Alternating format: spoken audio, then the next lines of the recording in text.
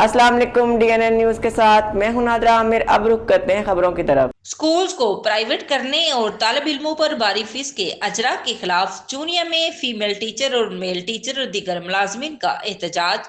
इस्तिज़ा ने main road पर पंजाब हुकूमत के खिलाफ प्ले कार्ड उठा रखे थे, जिन पर एक मुल्क दो दस्तूर के नारे दर्ज थे। सैकड़ों खवातीन और मर्द हजरात टीचर के अलावा दीगर महकमा जात के मुलाजमीन ने अपने हकूक के लिए पंजाब हुकूमत के खिलाफ शदीद नारेबाजी की।